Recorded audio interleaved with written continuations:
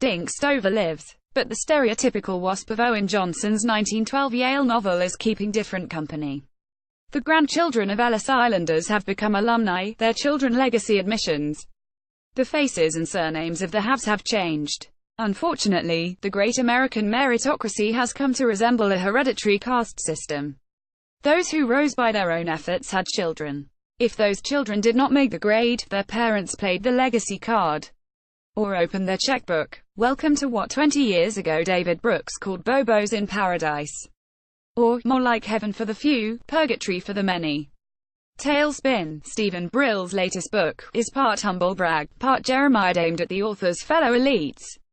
The most talented, driven Americans chased the American dream, he writes, and won it for themselves. They then pulled up the ladder, so more could not share their success or challenge their primacy. Brill knows of what he speaks. He grew up in Queens, attended Deerfield Academy and graduated from Yale and Yale Law School. He also founded The American Lawyer, an essential trade publication, and Court TV. He is the classic success story. His new book examines how the meritocrats upended America's institutions, from government to media to markets, and left more than their fair share of damage. This is well-tilled ground. The title of Brill's opening chapter, for example, The Protected and the Unprotected, echoes that of the 26th of February 2016 Wall Street Journal column by Peggy Noonan, Trump and the Rise of the Unprotected. In Brill's telling, the Great Recession and the housing crash were the demon spawn of financial deregulation and ingenious financial products like mortgage-backed securities, credit default swaps and synthetic derivatives. He even gives a shout-out to Jed Rakoff, the federal judge who refused to accept a plea deal between the SEC and Citibank that lacked an admission of guilt. Brill pulls his punches when it comes to laying out the social divide. Citing J.D. Vance doesn't get him off the hook. Tailspin also touches on the end of the military draft in 1973, and its consequences. Brill quotes Bill Bradley, a member of two championship New York Knicks basketball teams and a former U.S. Senator. The difference between us and the World War II generation that came to Congress is that they were all in the foxhole together, so they tended to think about the country as a whole. As the partisan divide has grown into a chasm, military service has become ever more the province of the red states. Practically speaking, short of a reinstituted draft, the elite's cosseted kids will not be rushing to enlist anytime soon. So much for the big picture. Brill can also be myopic. Looking at strains on the workforce, he focuses on the effects of globalization and automation without acknowledging the impact of immigration, which gets a single passing mention.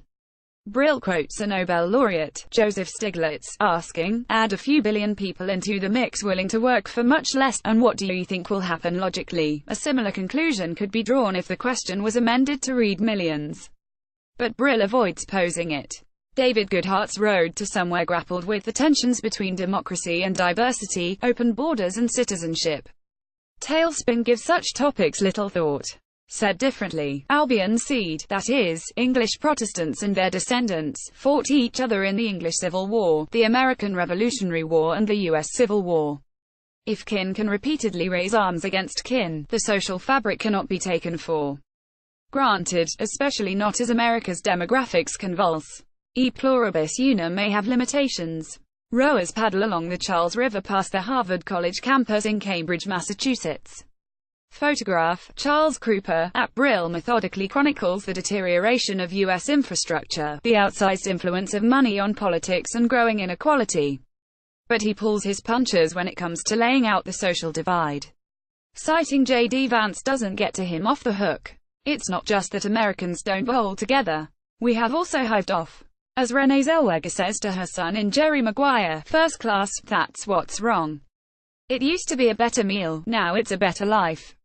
Not surprisingly, Brill ignores another major driver of inequality, assortative mating. In the end, the meritocrats' precious princelings must come from somewhere. Instead of physicians tying the knot with their nurses, they marry other physicians. In Bobo Paradise, the confluence of the bohemian and the bourgeois, religion and ethnicity are no longer deal-breakers. Rather, school and class ranking are the dominant markers of social standing. As Brooks wrote in the final year of Bill Clinton's presidency, summers marry summers. As a byproduct, intellectual capital has become, like wealth, transmitted across intergenerational lines. That means the many are left out. The ascendance of high-tech coupled with a highly financialized economy extracted a heavy price. Social mobility calcified and the American dream became the province of those on the upper rungs of the ladder. When stock and job markets crashed, the political dam became primed to burst. Substitute Cambridge, Massachusetts for New Haven, Connecticut and Dink Stover's spirit lives. In 2014, a group of Asian Americans sued Harvard for discrimination in admissions. According to a recent court filing, Harvard consistently rated Asian American applicants lower than others on likability, kindness and positive personality. Despite their markedly higher scores and stats, Asian Americans got the short end of the stick. Welcome to the Asian tax. Sound familiar? It took 50 years, but the meritocracy has morphed into an aristocracy of its own, complete with prejudices and supposedly unassailable prerogatives.